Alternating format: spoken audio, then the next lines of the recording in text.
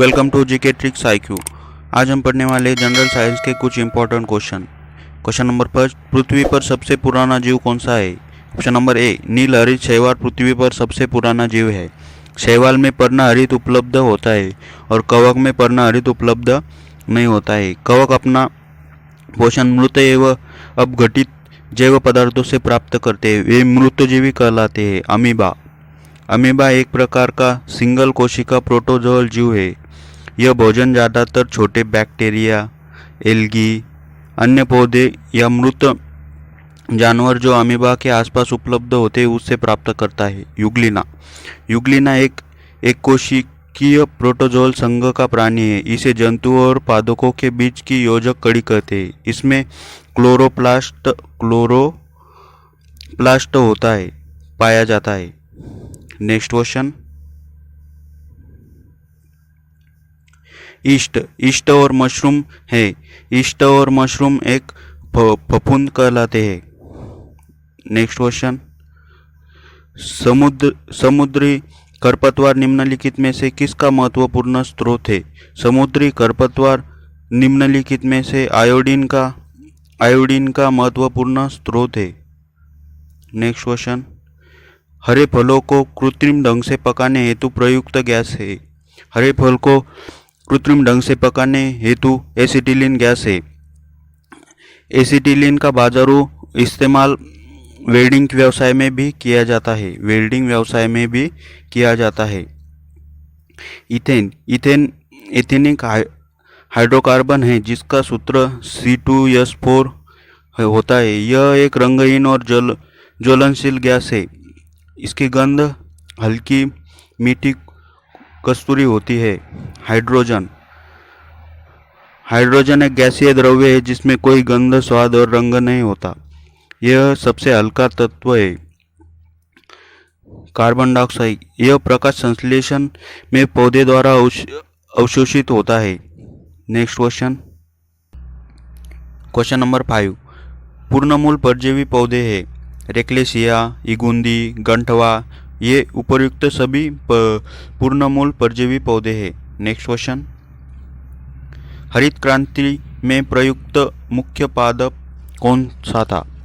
हरित क्रांति में प्रयुक्त मुख्य पादप कौन सा था? मैक्सिकन गेहूं हरित क्रांति में मुख्य पादप था। निम्न में से कौन से संघ में जातियों की संख्या सर्वाधिक है? निम्नलिखित में से कौन से संघ में जातियों की संख्या सर्वाधिक है? आर्थ्रोपोडा में जातियों की संख्या सर्वाधिक है। नेक्स्ट क्वेश्चन, कांटेदार कीटभक्षी होता है। कांटेदार कीटभक्षी ऑस्ट्रेलियन का स्तनी होता है। नेक्स्ट क्वेश्चन, पक्षियों की हड्डियां होती है। पक्षियों की हड्डियां छिद्रयुक्त और वायु से भरी होती है। पक्षियों की हड्डियां छिद्रयुक्त और वायु से भरी होती है। नेक्स्ट क्वेश्चन, मनुष्य को प्रतिदिन कितनी मात्रा में आयोडीन मिलनी चाहिए? मनुष्य को प्रतिदिन 80 ग्राम आयोडीन की मात्रा मिलनी चाहिए। नेक्स्ट क्वेश्चन, आमाशय में भोजन के जीवाणु को कौन नष्ट करता है? आमाशय में भोजन के जीवाणु को HCl हाइड्रोक्लोरिक एसिड नष्ट करता है। नेक्स्ट क्वेश्चन, रक्त में कोशिकाएं कितने प्रकार की होती है? रक्त में कोशिकाएं 3 प्रकार की होती है। लाल रक्त कोशिकाओं की औसत आयु 120 दिन होती है। RBCs की आयु कितनी होती है? 120 दिन। नेक्स्ट क्वेश्चन, स्वाद किस प्रकार की संवेदना है? स्वाद रासायनिक प्रकार की संवेदना है। मूत्र की मात्रा का नियंत्रक है। मूत्र की मात्रा का नियंत्रक ADH एवं एल्डोस्टेरोन है। नेक्स्ट क्वेश्चन, विटामिन ई का महत्वपूर्ण स्रोत निम्नलिखित में से कौन सा है?